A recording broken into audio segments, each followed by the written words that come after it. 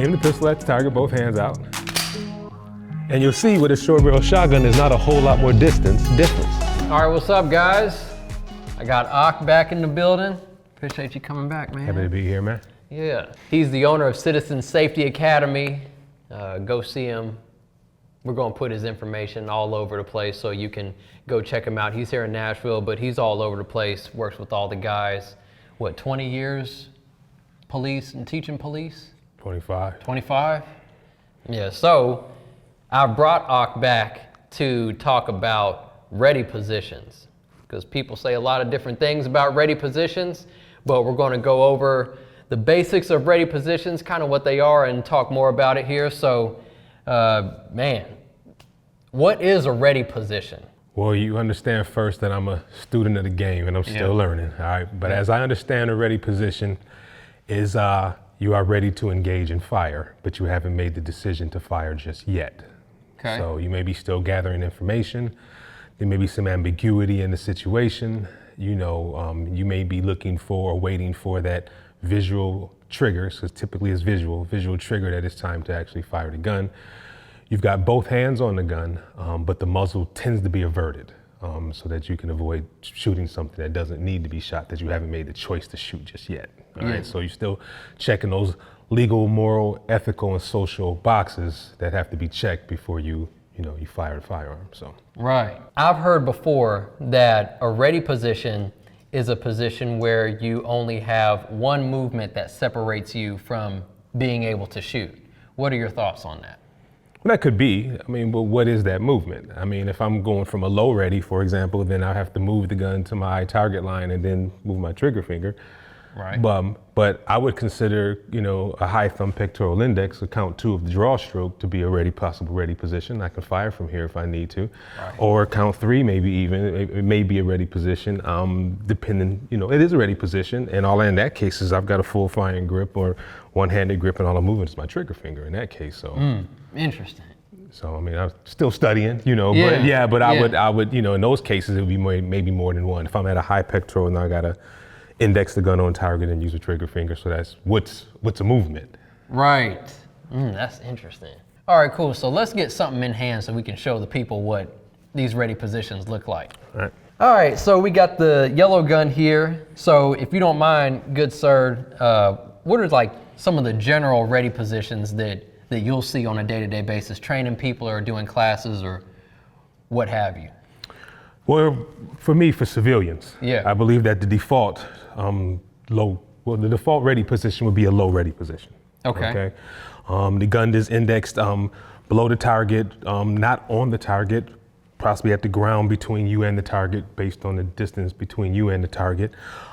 At this point now, I'm kind of like an offset low ready. I'm studying an offset low ready, whereas what I like about an offset low ready is that the gun is lowered so that I can see the hands and the waist of the opponent. But I can also move the gun off the target here. That actually allows me to see the opponent down to his feet. And I'm not pointing the gun at anybody yet that I haven't decided to shoot just yet. So for me, a default for civilians is, a good default is a proper low ready. Is that default to give that visual awareness of what's going on as opposed to something else? Like it's best for civilians to do this so we can see more? Is that the thought behind that? Right, because you're going to need a visual stimulus. Something you see is going to tell you it's time to shoot, not shoot, or whatever, and you have to see the target. Right. So lowering the gun so that the muzzle of the gun is beneath what you need to see. Hands, waist. People, if they're going to do something to you, it's going to be with their hands or something in their hands. And we tend to carry tools around our waist. So we want to see the hands and waist, but some people will go to the knees or the feet. I like to go even further below that because I don't want to point at something I haven't decided to shoot just yet. Right. Which is why lately I've been playing with, my friend Chris Norville was talking about an offset low ready, which is, I think LAPD uses it, LASO uses it, a lot of different police departments use it, where they, as opposed to pointing directly at the target, they offset the gun over to the right or to the left. So they're not pointing at anything else. They're not pointing at the target. But what's good about it is that it also allows you, if you're pointing to the right and you look over your left hand, you can see the target, somebody's body, all the way down to their feet. So you get a full view of the whole person, and you're not indexing the gun on them just yet. And if you need to shoot, you just right there. Right, just bring the gun right up. Okay. All right. Now, it's important to know that you have a full firing grip while you're in this position, because what a lot of people do is when they go to fire the gun, they raise the gun into the eye target line and they squeeze the gun as they press the trigger, and that can help you miss sometimes. So when you hear you at full grip pressure. Yeah. Okay. It's not a lazy position, and if you're doing it properly, it's actually fatiguing. So you're like death gripping right now. Or you got that full firing grip. However it is that you grip the gun when you're firing, you want to make sure that you don't have any changing grip pressures when you move the gun. Right. That's a good point. All right. So we got low ready. What's another common one that you usually see? Another one that we teach is what we call a high ready. Okay. Okay. So sometimes the environment, it may not be good to point the gun low. Let's say there's kids down there or something that you don't want, the gun pointed. You're going through your home, and you have to go up some stairs. Pointing the gun down may be difficult for you. So in that case, you may go, to a high ready. Okay. Right? And my high ready is right underneath my dominant eye. And I've got the gun right here in front, so I can look right over the muzzle of the gun. And again, I've got a full firing grip here, so that if I need to present the gun to target, then all I do is extend my elbows out and drive the gun into my eye target line, drive my sights into my eye target line. Yeah. Okay. That's my high ready. And it's again, if you need to move around something where you don't want to point the gun down here, then that's what that's for. Okay. All right. So what would be a scenario where you would choose a high ready over a low ready, especially being in the civilian world? If let's say I'm at my son's school picking him up and there's an active shooter, kids are running around, and I don't want to point the gun down here where there may be something down there I need to index the gun at. Or again, as I said, I'm going up some stairs. Right. And a compressed low ready may not work for me, which is some people like to bring the gun in here so that they can move their legs around. You may want to go to a high ready because the threat may be up there. Let's say they're on the second floor or the balcony or something like that, then a high ready may be what you want to use. Right. Okay. All right. What else do we have? Sometimes people use what they call a high compressed ready. Yeah. Okay. All right, I got a question about that too, but all right, we'll finish it. High compressed ready, count 3 at a draw stroke for some people. Third eye, air marshal ready, it's got different names. This is where you bring the gun directly back here. The gun is still level, possibly with the rest of the world. I think it works for some certain military and law enforcement applications, but for most civilians, if we're holding a gun like this, what are we pointing at? Right. Something to think about. Whatever's in front of that barrel. Whatever's in front of that barrel, So just something to be aware of while you're using, this. It's good for retention, obviously, but I think some people need to be aware of that, and as long as we have Constitution and state statutes and rule of law, that this is still aggravated assault with a weapon if we're pointing at somebody that we haven't decided to shoot just yet. Right. Something to think about. Okay. So what I wanted to bring up was I've heard a lot of different things about what's potentially faster. Like, is it faster to come from that compressed ready up and shoot, or a low ready? What would you say you've seen? Low ready to target is as up to, and sometimes even more than, a quarter of a second faster than high compressed ready to target. A quarter of a second? Yeah, that's settled science. That's been vetted out. Yeah. I heard that from people who shoot a lot better than I do, and we went and tested it, and yeah, it's faster. Okay. Yeah. Well, there you hear it. Man. But if anybody tests it and finds something different, let me know. But we've run the tests, and like I said, I've talked to people, friends of mine who operated this stuff and do a lot more of this, and at a higher level shoot better than I do, study this stuff, and because I was surprised when they told me that, so they were like, I was like, no. And so we went out and we vetted it, ran it ourselves, ran the timer, and Man. Do it yourself. Okay, I'm take my word for it. Do it yourself. Do it yourself. Yeah. What I see a lot is Sool position. Yeah. Would you consider that a ready position? I do not. Okay. I consider that ready positions to me are what I call contact positions, meaning you make contact with what it is that you might have to shoot. Okay. Sool, temple index, I consider those movement to contact positions. And the biggest issue for me is that you've broken the grip. With Sool, you have to rebuild your grip. right? When you were saying about that one movement to shoot, you know what I'm saying? Yeah, I mean, Sewell is the one of the guys who actually came up with Sewell is on YouTube. You can look it up, and he's talking about what it was created for. It was created for law enforcement officers in a stack or military in a stack who are going into the favelas of Brazil and going on pretty sharp corners. And how do you move around people without, you know, your teammates without pointing a gun at them? Right. You know, and so that's where they came up with Sewell from. Okay. Yeah, so it's great for moving. You know what I'm saying? You move around objects, and then, but after you move around those objects, you're supposed to go back into either into a ready position. The ready position of your choice. Yeah. Okay? That makes sense because, like you're saying about the grip's broken. Right. And what you were just talking about is low ready, high ready, your grip is there. Mm-hmm. So it doesn't change when you present it. So that makes sense. You don't want it to change while you present, yeah, right? You want the grip pressure should stay the same. But with Sewell, you've broken the grip, you know what I'm saying? Right. And here, well, you can shoot with one hand, but you've got this is for moving in and out of vehicles and things like that. And it has its place. They both have their place. They're just not ready positions. Right, okay. So let's see what it looks like with some different ready positions on something that you can get 4 points of contact on. Okay. When it comes to using long guns, check it. Make sure it's clear and empty. Mm-hmm. 4 points of contact with a shotgun, which may be different depending on what tool system you're using, what firearm you're using. A low ready would be I would mount the gun and I would just pivot here. Just below. Okay. All right. So keep my eyes on the target and what I need to do, and while I'm gaining information, and if it decides that it's time to fire, all I do is my head doesn't move, the gun moves to my head. My head shouldn't move much, gun moves to my head. All right. Yeah.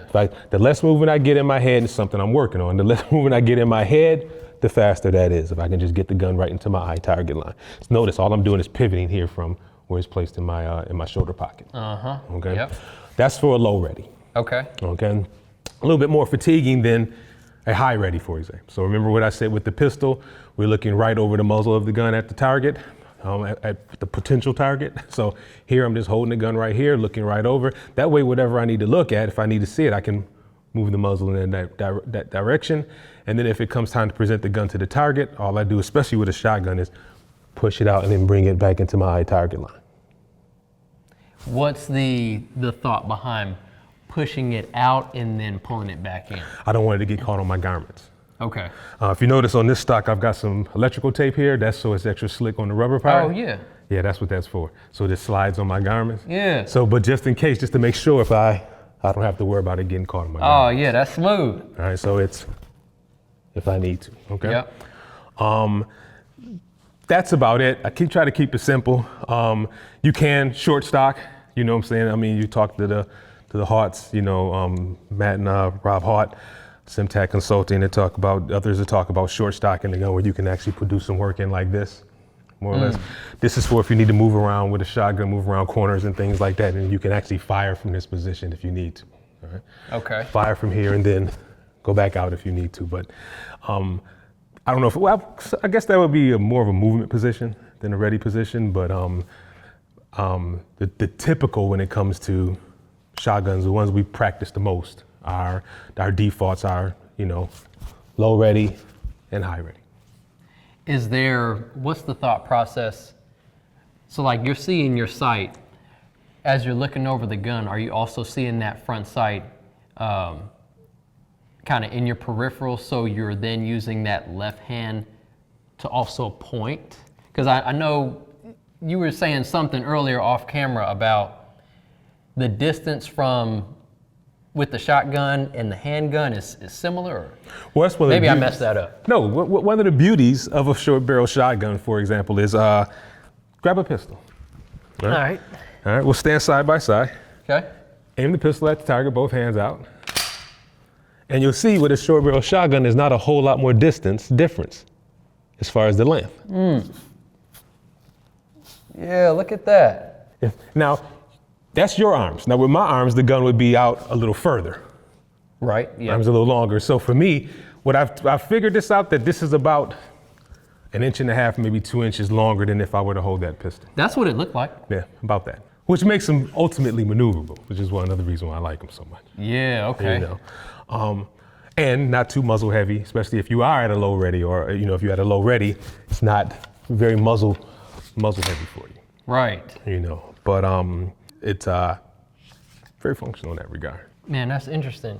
What would you say are some reasons why it's important for people to learn ready positions? Because we kind of know, like things that you discussed earlier, but for somebody starting out and they haven't shot before, why would you impress upon them you need to get comfortable with this low ready and high ready and being maneuverable between both of them? Because if you're not shooting, what are you doing with the gun? Can't let it dangle, can't move it around. Let's learn what we need to do. Let's myelinate that. Let's make good habits out of that so the gun is where it needs to be when we need it to be, but it's not just floating around or anything. And so I personally teach people how to shoot from a low ready before I even teach them how to work from a holster. Because for example, if you're defending your home with a gun, the door gets kicked in at 3 o'clock in the morning. Right. You're not gonna put on a holster. Right. You're gonna walk, you may be in your skivvies or whatever, going to see what's going on. What position are you gonna be moving in? Hopefully a low ready, so that, because if you got the gun in your eye target line, put the gun in your eye target line. You can't see. Right. But if you lower the gun, now you can see what you need to see, and if something needs to be addressed, you snap the gun up into your eye target line. Yep. But it's supposed to dangling or it bouncing around and people not knowing what to do with it. Let's show them what the default should be. If I'm not firing the gun goes to a low ready. And after I'm done shooting, what do you do with the gun? Put it back to a low ready. Right. So when I was a cop, we were taught to put it right back in the holster. That's because we had to go hands-on immediately and cuff or render aid. Mm-hmm. As a civilian, that's not your job. So when you're done, plus, after you're done shooting, you have to evaluate to see if you need to shoot some more. Mm-hmm. You have to see what you need to see. So you lower the gun, and then even before you go into a holster, we like to go to a low ready. That way you can pause, and you go from fighting mode to administrative mode, and then now you do the thing that's going to be the most dangerous thing you're going to do with a firearm, which is put it back in the holster. Yep. Okay. Yep. So we always holster from a low ready as civilians. So but a low ready is an extremely important thing for civilians, and my mentor Tom Givens is big on it, and I agree with him, and it's something that I think that sometimes gets left out in civilian training. Yeah. It's good ready positions, especially a good low ready. Do you ever? That was well said. Do you ever? Also include the high ready for people that you're training? Well, I'm glad you said that. It's because one thing that, renowned trainer Dave Spalding has a concept of arc of ready. Arc of ready. Yes, where you know several different ready positions and you use them, you flow from one to the other as you need to. So let's say you come out your bedroom, you had a low ready, you go around, you got to go to your daughter's room that may be upstairs, so you go to a high ready so that you can go up the stairs. Then if you get to the second level, now you're back to a low ready. Right. Then let's say you got to open the door, you go to a high compressed ready, so you open up the door, you get into her bedroom, that kind of thing, where you flow from ready position to ready position. I like that. You know what I'm saying? So that you can move around and keep the gun and manage the muzzle of the gun while you're doing it, because you are responsible for the muzzle of the gun at all times. Right. Oh man, that makes me, stuff like this just makes me want to train more. Like, man, just get me fired up, man. All right, you got any other words that you want to? No, I'm good, man. That was just drop some on advice. The people? I'm still a student. You know what I'm saying? And I might believe something different. I approach this is what I believe now, but I'm always open to learn that I'm wrong, and I'm always studying and learning something different. And if you do this right, another couple years from now, you'll be, all right, I got some more information that's a little better than that, and be fine on it. So, we do the best we can with what we got, though. Yeah, for sure. I remember the people who I trained when I first started teaching how to shoot, I'm like, man, I need that back. Come on back and take another class with me so I can straighten out. I don't know what I was saying back then. Right. And that's part of it. That shows that you're growing. If you're teaching the same class 3-4 years later, then you're not growing as an instructor. So. Right. Yeah. Well said, man. All right, well, we're going to have Aq back on another video. But, man, we appreciate you, brother. All right, man. Yeah, man. Y'all go check out Citizen Safety Academy. We're going to put all that in the description. He's here in Nashville, Tennessee, just like I am. And like, comment, subscribe. Hope y'all are getting a lot of game from this. We'll see you on the next one. Roll mine.